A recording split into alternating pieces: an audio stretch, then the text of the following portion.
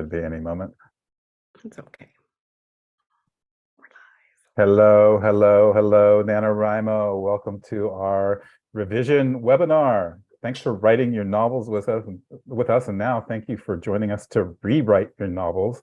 And there's this old saying that writing is rewriting, and I've always had a little bit of trouble with that, because if you've written a 50,000 word novel during November, that's writing is writing. We know that that's pretty tough to do. So writing is writing, but it's also rewriting, and there are a bunch of different ways to rewrite your novel. And so we've been exploring those, or we constantly explore those in NaNoWriMo, just like we constantly explore how to write your novels too. And today we have a special webcast with Fictionary, and this is building off of a webcast series that actually started a year ago. We did a 4-part revision workshop series with Jessica Brody of Writing Mastery Academy and Kristina Stanley of Fictionary. And those that series is still available online on our YouTube channel, and I think Catherine is going to put links to that series in the chat, so check that out. But this year we decided to do something a little different, because Jessica Brody wrote this fantastic book, Save the Cat for Novelists. I've used it both to prep my NaNoWriMo novel and to revise my NaNoWriMo novel. And last Thursday, Jessica went through about how to use Save the Cat, specifically the 15 plot beats to revise your novel. And it was a really great webcast, so please check that out as well. But today we're going to go even further, and we're going to reinforce a lot of the points that Jessica made. So if you missed that webcast, don't worry. You can catch up today.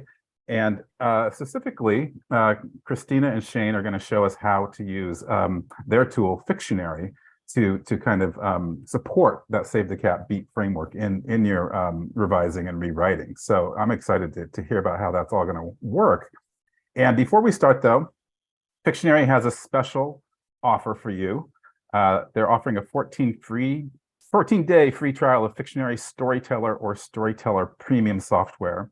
And so you can start and get a 25% off on an annual subscription to Storyteller or Storyteller Premium. That offer expires April 30th of this month. So use coupon code NANO25. I'll repeat that one more time, coupon code NANO25. And I think Catherine's going to put the link in the chat again, so you don't have to pay attention to everything I say. But here's one thing to pay attention to. If you sign up for this, you will 30% of the proceeds will go to NaNoWriMo. We're a 501c3, which means we're a nonprofit, so we rely on the donations of our community, of you.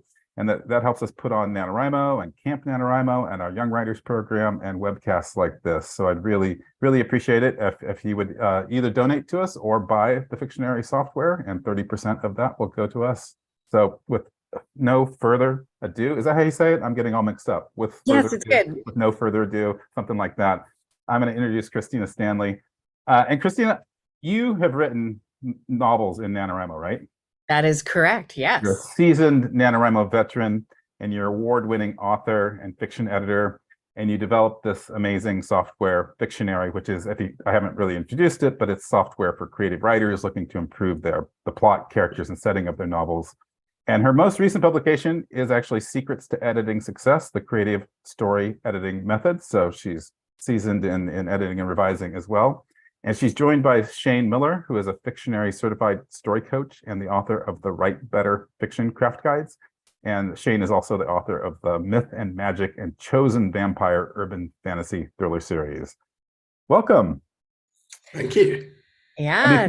Before you all start, I just wanted to mention, I forgot to mention to people to put your questions in chat, because we're going to save about 10 or 15 minutes at the end of this to try to answer everybody's questions. But really excited to hear what you all have to teach us about rewriting. Terrific. Well, thank you, Grant. That was a lovely introduction. You're kind of leaving out that we've known each other for, I don't know, 5 or 6 years now. When we first started Fictionary, and I reached out and wanted to talk to you about what we were doing. And so Grant's been fabulous to us at Fictionary from very early days, and so we really treasure this relationship, and we love what Nano is doing and love to support the Nano writers, and so that's why we wanted to come on here to donate part of the proceeds from this right to Nano, so everybody can write more books.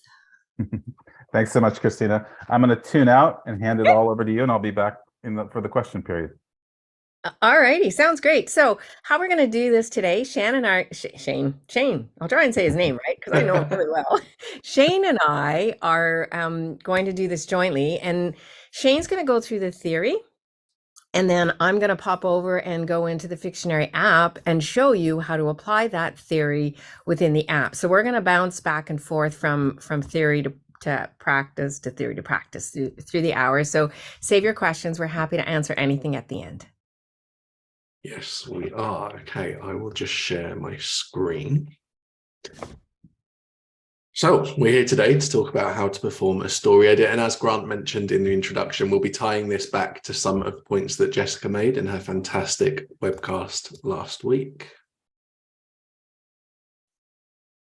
Okay. So who are Fictionary and what do we do? So we help fiction authors write stories that readers love through community. We have a free community people can join through the software, which Grant mentioned, that's Storyteller, Storyteller Premium, and Story Coach. We have courses and story editing services. The most important things to know about us, though, is that kindness is our guide. Everything we do is rooted in kindness, and that's part of the reason I decided to come and work for Kristina. It's fantastic. Story is our passion, and it really is. And sculpting stories readers love is our main goal. Again, it's threaded through everything that we do. And when we look at writing better stories, like we've said, we've got the online community, courses, software, editing services, and as Grant mentioned, but I'll mention it again, 25% off your Storyteller subscription when you use coupon code NaNo25 at fictionary.co/NaNoWriMo, and that expires on the 30th of April. And it bears repeating, 30% of the proceeds go to Nano because we really believe in everything that Grant does. And yeah, absolutely fantastic. So then what is, oh, sorry, Kristina, were you gonna? Okay. What is story editing then? So story editing is a structural review and revision of your manuscript, focusing on character, plot, and settings and the story that you are telling. And each of those three things feed really well into the story that you're telling. Why should we story edit? We should story edit to answer three main questions. The first is, do you have a story? So if you don't have a story, it's just a pile of words. We've all been there after that first draft. We think it's great. We read it back and we discover, oh, my characters aren't as in-depth as they should be. My plot's missing. My settings aren't, again, as immersive as they should be. So do you have a story?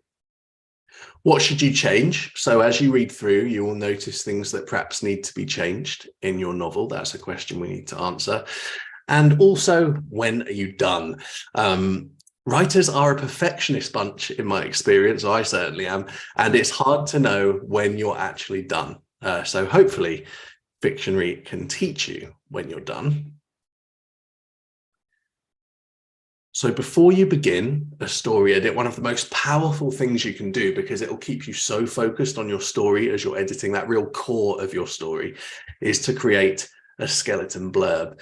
And a skeleton blurb is the protagonist. So whose story are you telling? What must they do? What is their story goal? So your protagonist must do something. Otherwise, something bad is going to happen. And this is what's at stake in your story, or the consequences should your protagonist actually fail to achieve their goal.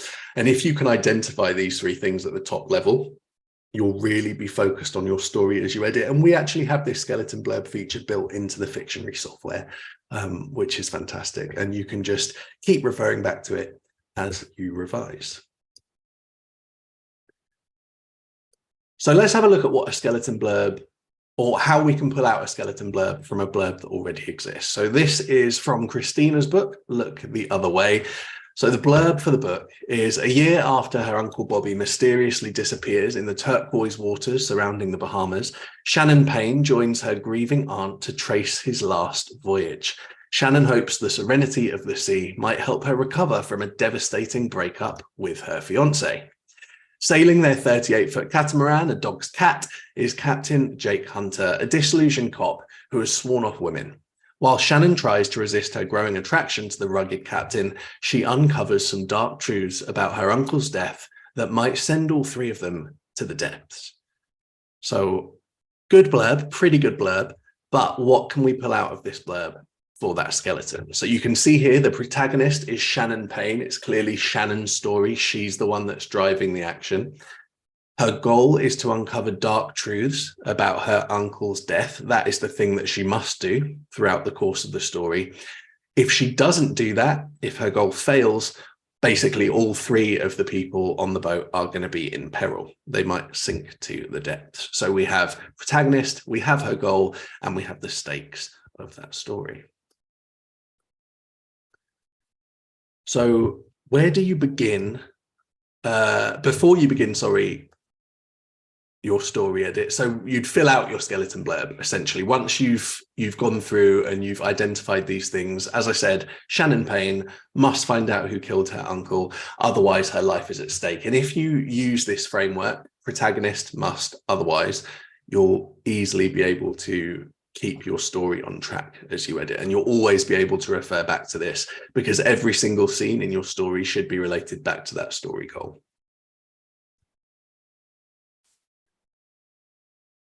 But what is a protagonist? Now, this is a question that confuses some. It certainly confused me when I first started out writing. A protagonist is a main character who pursues the story goal and has the most to win or lose. So in the example that we've just seen, Shannon, although all three are in peril, Shannon has the most to lose because the whole plot centers around discovering these dark truths around her uncle's death. Who has the biggest challenge? That's another question you can ask. And in this case, still Shannon. So now I'm going to pass back over to Kristina, and we're going to take a peek at Storyteller and how this looks. Okay. All righty. So Shane, just nod if you can see the app. I can. All right. So what everybody is looking at here is Fictionary Storyteller. And what happens, so when you have a draft of your novel, so you've just finished Nano, maybe you're exhausted. Okay, maybe a week's gone by or 2 weeks has gone by before you want to do this. Settle down, enjoy Christmas, could be January. But you finish your novel, you've got a draft, and now you want to know, you want to answer those questions. Do you have a story that Shane has brought up? And so when you import your manuscript into Fictionary, you land on this page. And what Fictionary has done is it's organized your chapters or your manuscript into chapters and scenes. It's pulled out your characters. It's linked those characters to scenes. It's drawn your story arc, your word count per scene. And we're going to show you all of some of this. So for right now, I just want to show you high level what's here. So right now we're on the overview page. We're going to go to the evaluate page, this is where you edit and revise your story. So this is Look the Other Way that Shane referenced.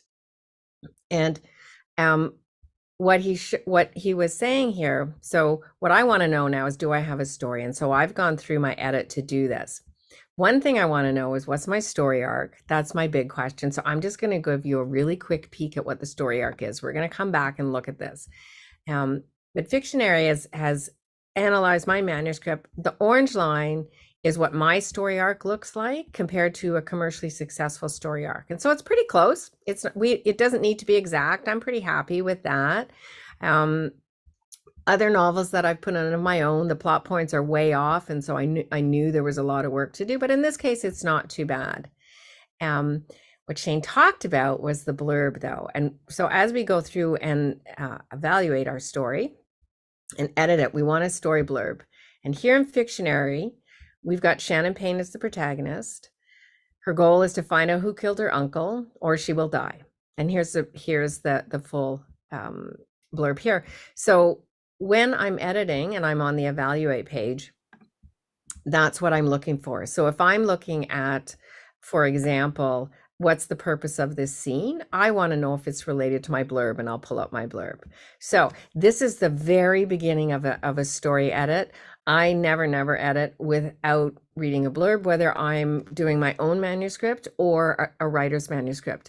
And when I'm doing a writer's, I ask them for the basics of a blurb. It doesn't have to be polished, but then I know from the writer that they know what their story is and what their story goal is. And as I'm editing, I know I'm editing toward the story they want to tell, not what I think the story should be, but what they want to tell. So the blurb is super, super important to be successful at story editing. So back to you, Shane. Yes, it very much is important. So it's great to have that in place. Okay, so where do you actually begin a story edit? And where do you end? Like, this is a process that could never end if we just kept going and going. We've all been stuck in those loops. So the theory that Jessica taught last week, Jessica Brody, can be applied directly to the Fictionary software, which Kristina will show you when we do another demo. And it's going to help you keep track and make sure that you're comprehensive. That is that's the point of the Fictionary software. So the story arc, which Kristina just showed you, do you have a story? So the blue line would be the kind of commercially successful, quote unquote, story arc. And then the orange line, like Kristina said, is your story arc. And you can see how closely your story maps. And as you edit, you can get it closer and closer to that commercial story arc. Scene by scene editing, and this is how we recommend you edit, because you can look at a scene in depth and then you're going to think, right, what do I need to change in this scene? And as you go through, you'll be looking at the Fictionary 38 story elements for all those scenes. And then your story arc and your story map, and the story map is one of my favorite things, which I'm sure we'll get to. This will let you know when you're done. So when your story arc looks good, when your story map is filled out and you can see the things that need to be improved and you've revised all those things, this will let you know when you're done and you can move to the next step of querying or working with a professional editor. So what is self-editing Fictionary style? So the Fictionary story arc is key, which we've said a few times. And then we've got these super groups, which is what we call them. So we have character, we have plot, and we have setting. And we call these super groups because they are the cornerstone of any good story. So by getting these three things plus your story arc in good shape, you'll be confident that you're telling a story that readers love. And when you send it off to a professional editor or however you're going to do it, they will be able to focus on the really deep stuff because you've identified a lot of the surface stuff already. So the story arc, again, going back to what Jessica said last week, she said she needed to learn what story was before she was able to write a really great novel and kind of internalize that structure. And we believe the same thing too. So we've analyzed a ton of stories in the Fictionary software, from, more modern examples to this ancient example like Beowulf. And even something like Beowulf fits into this commercially successful story arc, which is probably why it stands the test of time. So Beowulf is chosen as a warrior at 10%, which is the inciting incident. We recommend that comes kind of before the 15% mark or up to the 15% mark. At exactly 25% of the way through, we have a turning point where Beowulf kills Grendel. In the direct middle of the book, Beowulf kills Grendel's mother. This acts as another turning point. Plot point 2, Beowulf learns his home is being ravaged by dragons. This is the lowest moment. And again, these are some of the things that Jessica talked about last week. So she called, with her beats, the inciting incident becomes the catalyst. Plot point 1 is the break into 2. We have the midpoint. Plot point 2 is the all is lost. And then that climax or finale, Beowulf fights and kills the dragon. So you can see that and actually Jessica's arc was one of the arcs we looked at upon kind of figuring out what a commercial story arc really looks like. And you can see that those points perfectly fit into this. So what's the first step? You need to edit, but how do you do that? Finding your story arc is the first step. So we would say, read through your novel, name every scene, and there's a functionality within Fictionary to do this. But if you can name your scene in 3 words or less, then you know what the core of that scene is. And then you can select your story arc scenes, and you can use the scenes that we've already got in there. You can add additional purpose of scenes, so that if you want to use something like the save the cat structure, you can, because you can add it in to the software.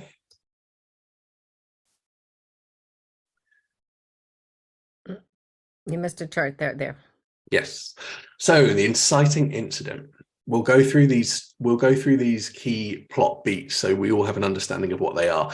But the inciting incident is the moment your protagonist's world changes in a dramatic way. So you'll have spent some time setting up their everyday world, and we'll see what their quote unquote normal life looks like. And that's normal for them. So if you're writing fantasy and they happen to be a dragon rider, then that is normal for them. So this is also known as the catalyst in terms of what Jessica was speaking about. And the key function is that it must kick off the main story goal, introduce the central conflict, and like we've said, change their world in a dramatic way. Plot point 1 is where the protagonist decides that they can't back out of the central conflict. So the catalyst or the inciting incident should have been so huge, basically, that they're unable to return to the way things were before. They make the decision to go after that story goal, to chase the thing that they'll need to resolve by the end of the book, which is also known as break into two.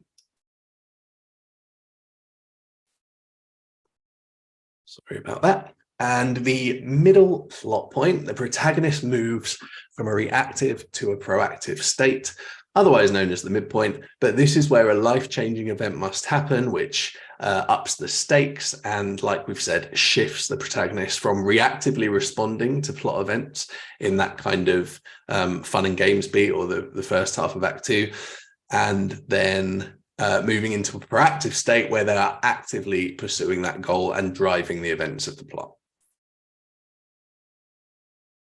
Plot point 2, which is one of my favorites. I'm not sure what this says about me because it is where we put our protagonist through the ringer, but hopefully it's most people's favorite. The protagonist is at the lowest point in the story. So you have to create doubt as to whether the protagonist will achieve their goal. And it's usually some form of tragedy that happens to the protagonist. In a romance, it could be that a relationship breaks down. In fantasy thriller, it's usually the death of a mentor or senior colleague. And it's known as the all is lost moment because all is quite literally lost for the protagonist in that moment. And they're going to have to pick themselves up from that to come back and battle in the climax. So in the climax, the protagonist faces their biggest challenge yet, and they determine their own fate. So they are the one that's in control and driving the action in the climax, and that is crucial. This, as Jessica said last week, is also known as the finale. And crucially, this scene or series of scenes must show if the story goal was achieved. So they either need to succeed or fail at achieving their story goal. So how do you find your story arc? You put this all together. The inciting incident kicks off the main story goal. So you'll know if you've started, quote unquote, your story because your inciting incident will kick it off. Your protagonist then choose to pursue that story goal at the plot point 1 or the break into 2. A life-changing event must happen at the midpoint, which increases the stakes and creates that turning point. The protagonist is at their lowest point in the story at plot point 2, and the climax shows if that story goal was achieved. And all great stories can be boiled down to this structure.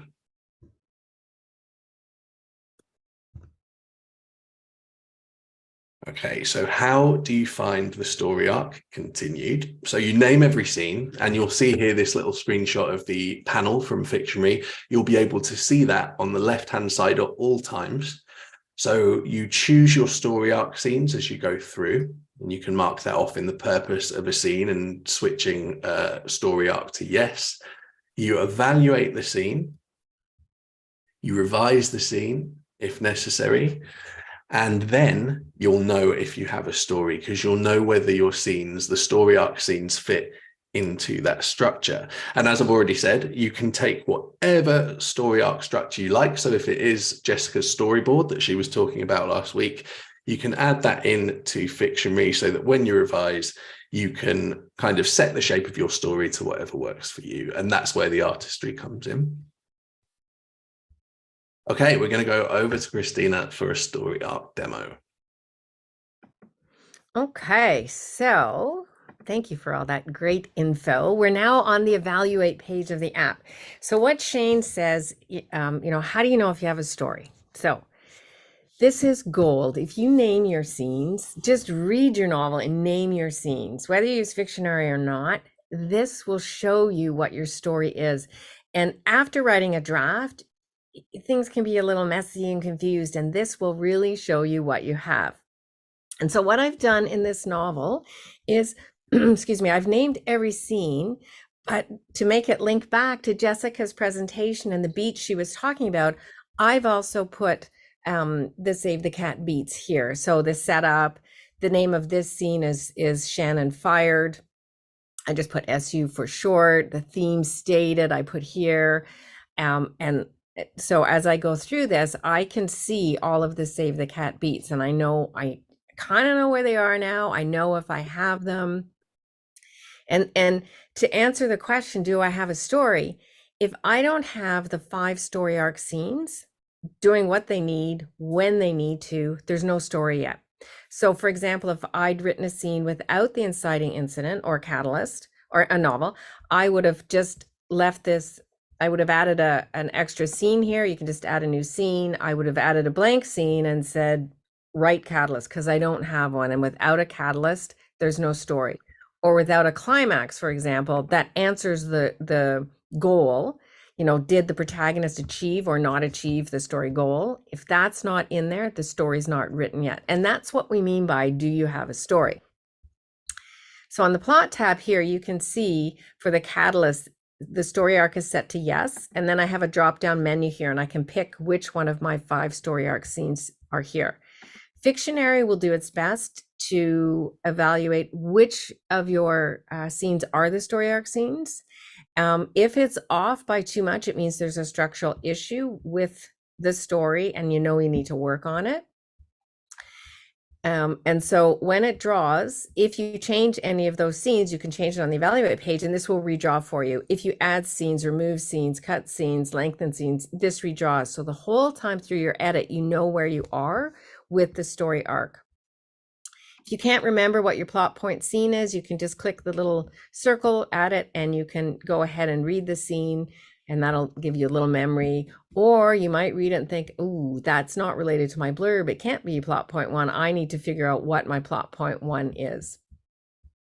The other fun thing you can do is you can look at, you want to find your protagonist. And in this case, it's Shannon down here.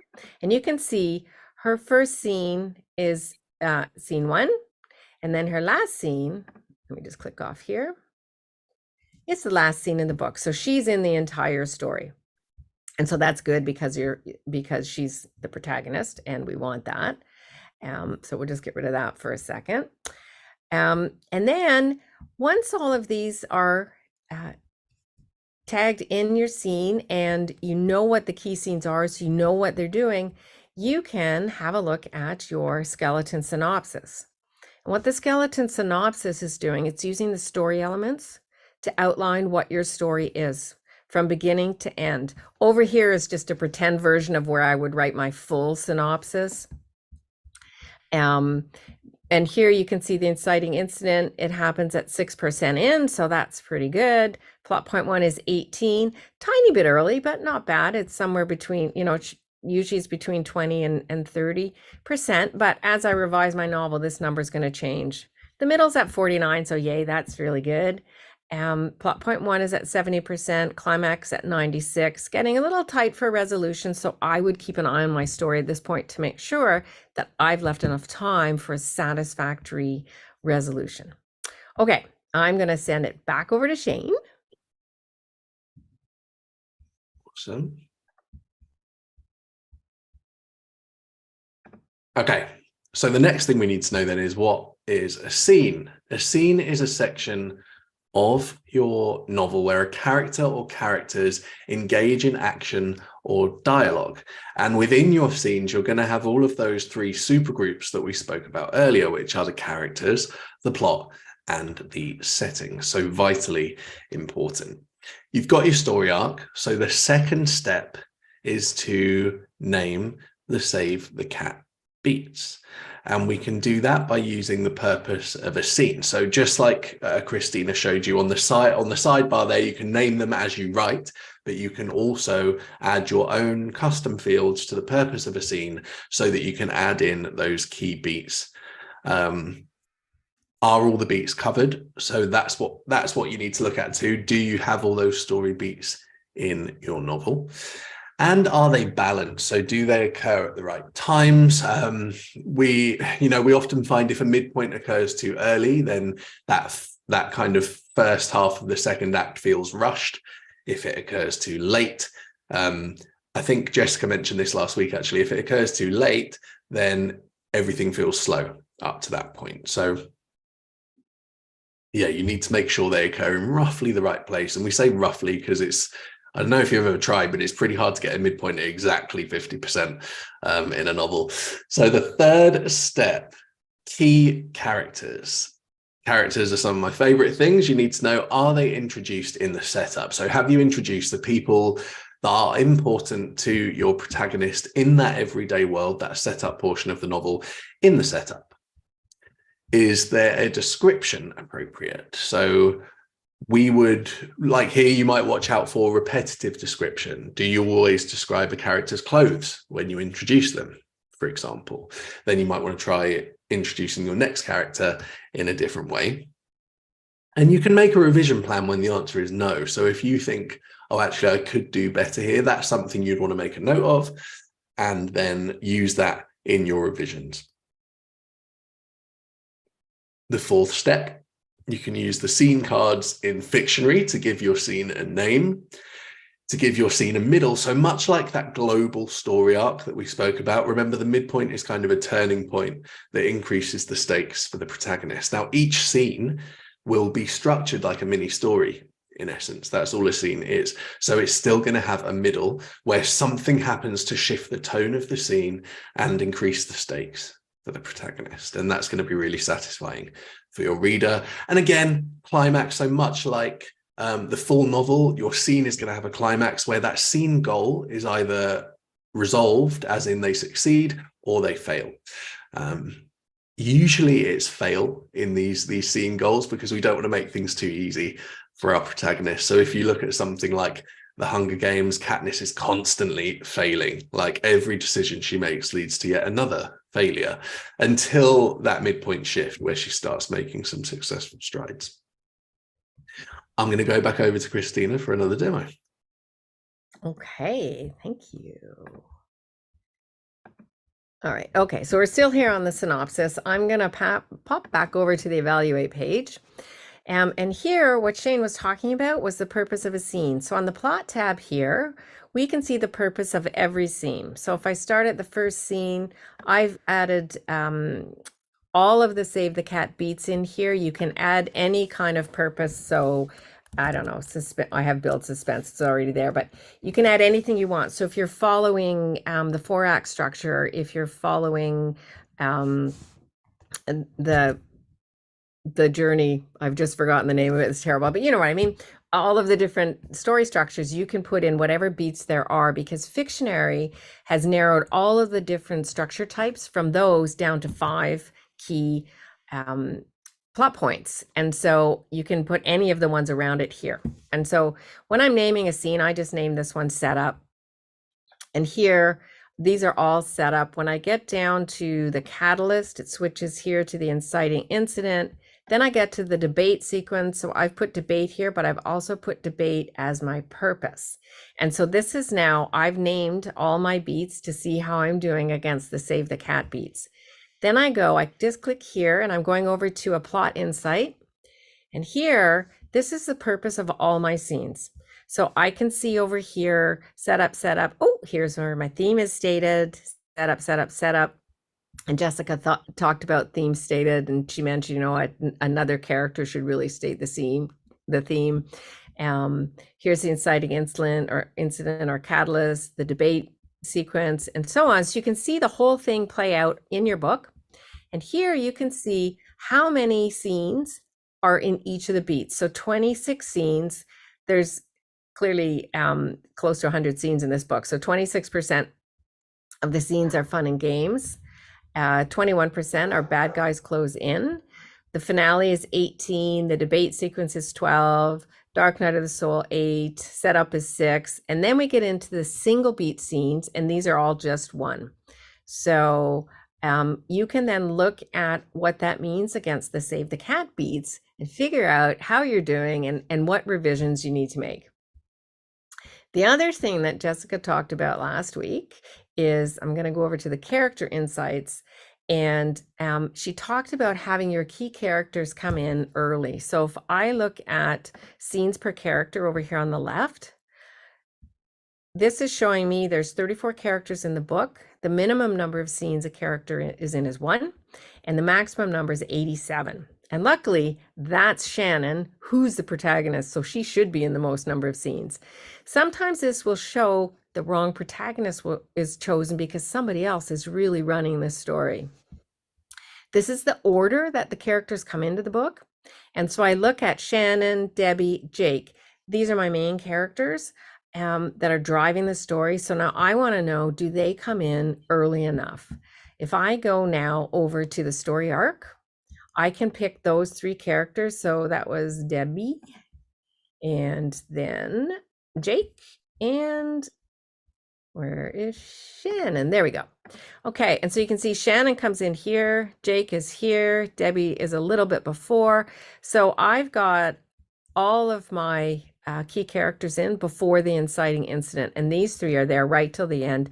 They are driving the story. So I'm happy with that. I'm not going to worry about it. I'll just keep going. Shane talked about the scene cards. So the way to look at scene cards, if you want to do scene cards within Fictionary, is you, on the plot tab, you name your scene, and then down here, you've got a scene middle and a scene climax. And to find the scene middle, you're just kind of looking around the middle, and you're looking for the turning point in a scene, just like you would look for the turning point in a novel, and just simply state what happens in the scene middle and then in the scene climax. And then to actually see this in action, we're going to go over to the story map, which is one of Shane's favorite insights in Fictionary. So this is the default mode. You can see your characters, your point of view, your scene name, and your location for every scene. But for to look at the structure of a scene, what we want to see, we'll just go and select the scene name, and then we're going to look for the scene middle and the scene climax. And we can start to see, so in this scene, Shannon is fired. In the middle, she can't afford a house, and she can't leave Kingston because of her fiance. In this scene, Debbie buys tickets, and the theme is stated. She bought a boat, and Shannon is not going to Toronto. So it's outlining each scene card. And then if I decide I don't like the order, you can just drag and drop scenes to change them, and they will change on the story map for you. All righty, so Shane, back to you. Thank you very much. Just put my presentation back. Great. So the 5th step in this process is starting your scene by scene edit. And the things you really want to know, I mean, obviously we're touching on a very small part of what Fictionary can do, but the most important things that we've picked out. Does every scene have an entry hook? So with your first line in each scene, are you raising a question in the reader's mind that they can only answer by reading on? The start and ends of scenes are often the places that readers can put your book down if they don't feel invested. So it's a great way to get readers hooked in. Does every scene have a purpose? And whether you're using the Save the Cat beats or a different plotting method, you still need to know whether every scene has a purpose, because if it doesn't, then why is it in your novel? And does every scene have an exit hook? So similarly to an entry hook, an exit hook will make your reader want to read on. This is that moment when you're up reading and you're loving a book and you're up reading till like 1 a.m. You should have gone to bed about 3 hours ago. And you reach a point where the exit hook just doesn't quite grab you. Like the character went to sleep. Oh, you're reading in bed. Maybe I should go to sleep too. And then you'll put the book down. So what you want to do is create a hook that will drive the reader into the next scene in the closing line, essentially. So With your entry hook, as we've said, this is the part of your story that keeps the reader reading beyond the first paragraph or two in the scene. So you need to come in quick with the entry hook to get that reader hooked in. So does the scene start in the right place? That's another thing that we often see, particularly with newer writers. I had a scene in one of my very first books where the character gets up, brushes their teeth, does their hair and all this stuff that you don't need to know. What you want to do is start where the action starts, really, because that's what's going to draw your reader in. So just make sure you're not starting too early. Scene purpose. There must always be a reason why a scene exists in your story. So is every scene needed? And this comes back to your skeleton blurb.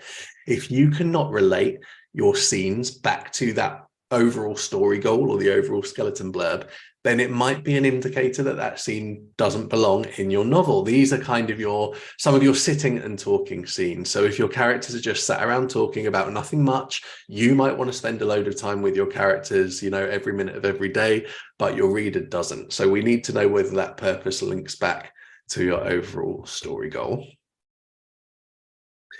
So is every scene needed? And then an exit hook, leave the reader wanting more, like I said, and they will start reading the next chapter. And it comes back to, does the scene end in the right place?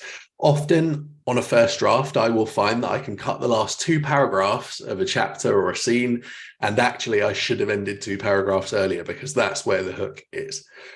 So that's what you'll need to be evaluating as you look at your exit hooks. And we're going to go back for another demo. Alrighty, this is the final time we're going to look at the app today. So what we're looking at here on the plot tab, we already looked at the purpose of the scene. Here's where you put in what the entry hook is. Now, when you're reading and you're evaluating your story, so during your edit, you could just put a check mark here. Yes, I have an entry hook. Yes, I have an exit hook. But we highly recommend you take the time to figure out what it is. If you can write down what the entry hook, it probably exists, and you're not kind of cheating yourself that, oh, look, I got an entry hook. So we recommend when you're first learning exit hooks, write it down. Why does Jake need an escape route? That's the question that's here at the beginning of this book. It's a specific question. And so then you have an entry hook, you have an exit hook, and then you're looking, does it occur near the beginning of the scene? Oops, sorry. And does the exit hook occur near the end of the scene? So in the right place in the scene. The purpose of the scene, you can also have here, don't know. So if you looked at your blurb, there we go. If you look at your blurb, Shannon Payne must find out who killed her uncle, otherwise she will die. If nothing in this scene relates to that, but you like the scene, you think there's something there, then while you're going through your edit, before you make any revisions, you just change this to don't know. So then you come back and you'll know this is a trigger. I got to rewrite this scene and figure out how it belongs in my story. So we're going to take one more quick look at the story map. And here, what I'm going to select is, I'll get rid of what's there. But then what I want to look at now is I want to look at my purpose, and I want to look at my entry and exit hooks. And here I can start to see, so the purpose is set up. Why is Shannon getting fired? And what will Shannon do next? Now here's what this does for you. Here's the theme is stated. Why is Shannon calling Debbie and not Lance? Lance is her fiance, Debbie is her aunt.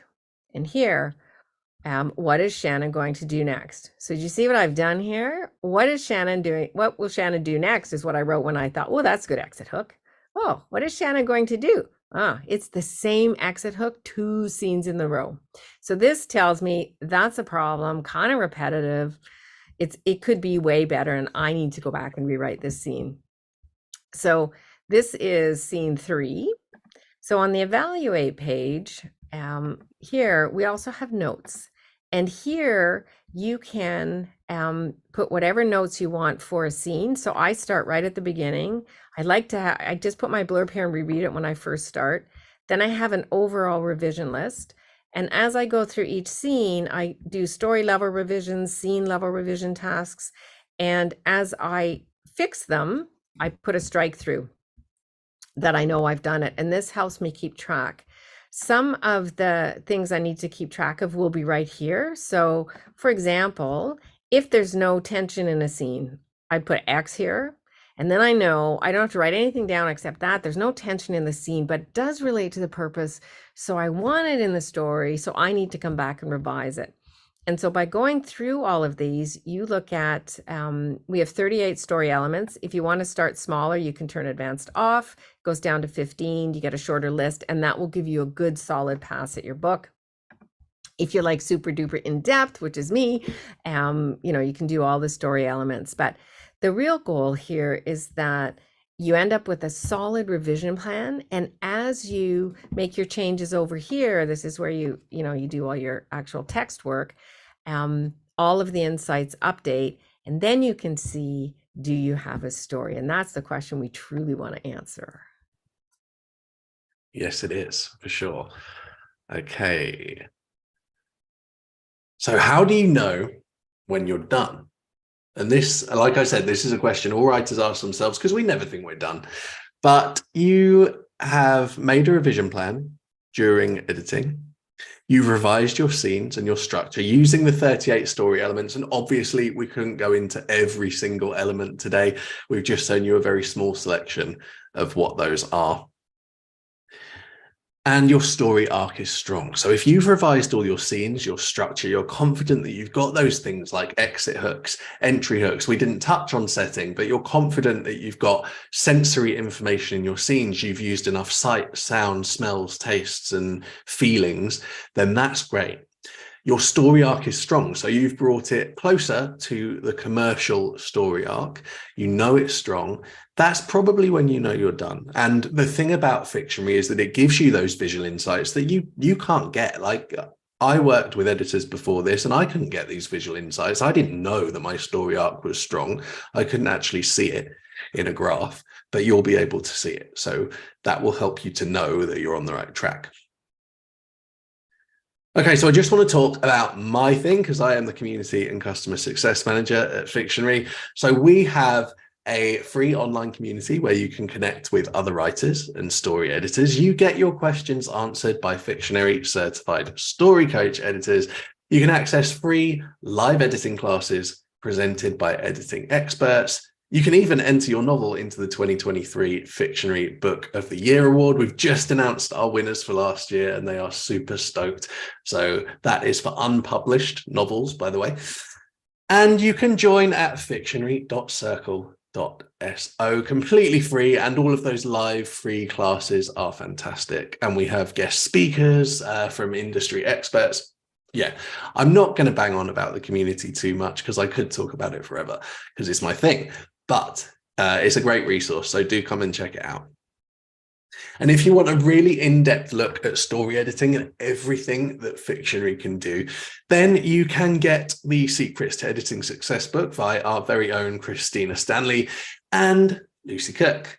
Now, this teaches you how to become an exceptional story editor, whether you're editing your own story or you're an editor wanting your clients to succeed. This book will show you how to make all stories better. And it is available in all the places books are usually sold, in ebook and print. So you can pick a copy of that up too. Okay.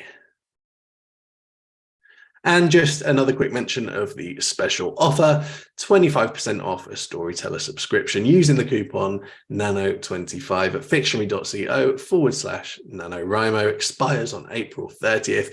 And most importantly, 30% of all the proceeds go to NaNoWriMo. And we're going to hand over for questions. Oh, skip out of that.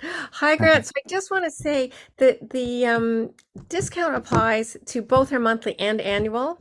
We just thought we'll put it out there for people who might just want to try it for a short period of time, or those super fast editors that you don't have to go to the full annual. You can do the monthly too.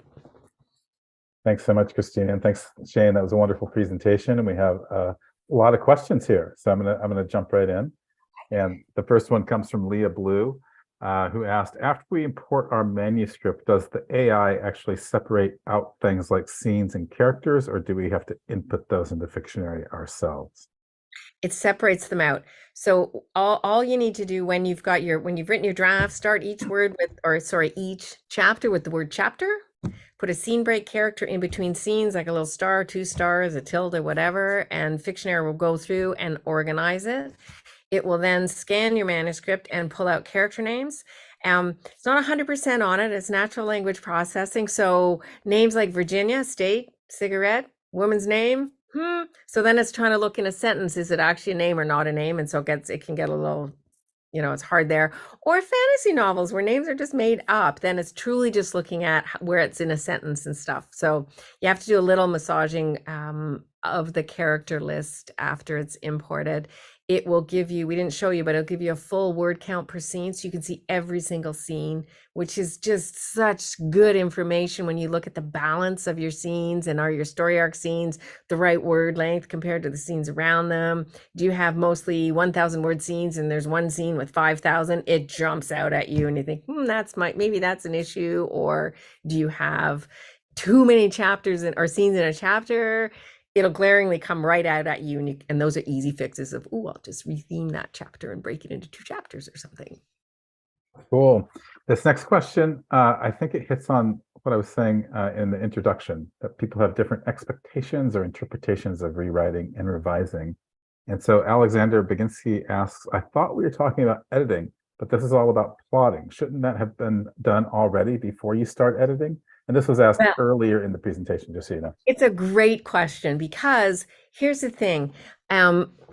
Everybody comes to a draft in a different way, and no drafts are perfect, no matter how you get to it. So what we're looking at is taking your existing story, and we term it this way. When you're editing, you're not changing your story, you're reading your draft and you're making a revision plan. And the reason for this is, as you go through and edit and you come up with your ideas and you think, I got to move plot point 1 way earlier or way later, or these characters come in too late, or this scene has no purpose, I'm going to get rid of it. You restructure your book. And then once you see what you have to do all the way through, then you start revising. And so then, I got to move plot point 1. Okay, that would be a big thing you would do first. And that's your first big revision. And so you don't do any changes to your actual scene content until you get your structure right. Then you edit on a scene by scene basis. Once you know scene 1, scene 2, scene 3, they're all in the right place, happy with the structure, then you can go on. But if you start revising while you're editing, it gets into that messy loop of, I just changed this whole scene, and then later I figure out I don't need that scene. I'm going to delete it. So hopefully that answers the question. Yeah, that was a great answer. David Bray asks, will this work for nonfiction? So it works for narrative nonfiction. Moneyball is that would be a good book. It's based on a true story, but it's written in story format. And it works for memoirs that are written in story format. So not a memoir that is a straight this date, this date, this date, these things happened, but a memoir that takes a bit of artistic license. So maybe reordering things because it adds tension and it's just better for a good story. Still true, but better for a good story. So as long as the form is story, then it works. Great. Janice Michelle asks, do we have to add in Save the Cat beats, or are they already in the software? No, you have to add them in. Yep. Okay, good. And Janice Michelle again, how does the upload into the software work? Specifically, do I have to manually add my book into certain parts, or does the software do it? You put your whole draft, every word in your draft, don't put any pre stuff, like no table of contents, no appendix, no about the author stuff, because the story arc is drawn based on the content. And so all that has to be out. So all you want in your docx file is your story. That's it. Mm-hmm. And then Fictionary imports it all at once. If you bring it in piece by piece, you miss the scanning part, which is really valuable. So really, you want to bring the whole thing in. If you only have a partial novel, import what you have, and then you can add scenes and chapters as you go, and the story arc will grow with you, and you can certainly do that too. Great. Robin Wilkinson asks, can I start by getting help with my skeleton blurb, as it seems everything must hang on starting with that? Yeah, so for you, come and join our community, because we do regular free events on how to do your skeleton blurb, how to do your skeleton synopsis. People post them in the community, and our trained expert editors evaluate them and review them for you and give suggestions. And It's the best way to do that. If you're outlining a novel, the first thing you want to do is have that skeleton blurb, because everything you outline is based on the skeleton blurb. And so you can start, there's a new novel feature within Fictionary that if you want to start just with from scratch, the first thing you do is you put the blurb in, so that everything you're outlining, you're like, is this related to the story I'm writing, or maybe just a scene I like to write because it's cool. I'm going to put out a last call for questions. And while we're waiting for any final questions, I just want to ask you guys, since you're both writers, this can be before Fictionary existed in the world or since Fictionary. What's your number one revision challenge? What's been the toughest thing about revising for you? Okay, toughest thing about revising for me is that I'm a chronic underwriter in my first draft. So I will often leave out a ton of usually setting information. So I then have to go back and kind of work out all the sensory information that I need to include to make the scene feel real, and where some of the locations are. Some of my locations in the first draft can be very sparse. So I kind of have to go back and seed in where my characters actually are. Yeah, I'd say that's the biggest challenge for me. Yeah, that's one of my challenges too, Shane. I'm not the greatest with sensory details, so I go in and fill in a lot of the detail-oriented stuff. How about you, Kristina? Oh, you set me up for this question. It's the whole reason I built Fictionary. The hardest thing I found was taking a blob of 80,000 words in a Word document and figuring out what I needed to do.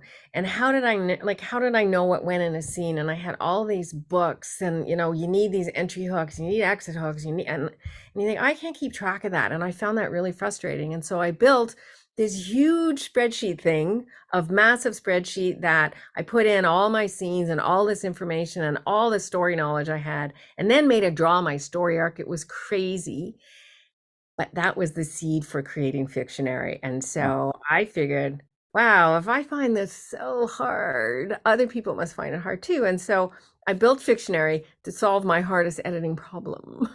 I think your key word there was blob. Yeah. Because that's really what a first draft is in many ways. It's unshaped, right? And you need to do a lot of shaping. Yeah. Well, cool. Well, Janice Michelle has another question. If I need to delete a scene, will it be better to just re-upload the whole thing? No. Don't re-upload anything. When you delete a scene, everything draws for you. So what's going to happen, the story arc, maybe it looks like this, and then you take a scene out and it looks a little straighter, or it looks worse. And you think, ooh, I got to put that back in.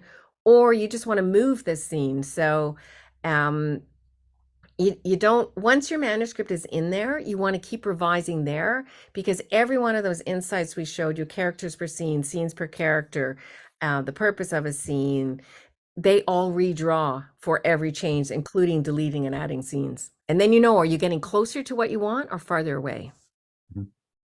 Great.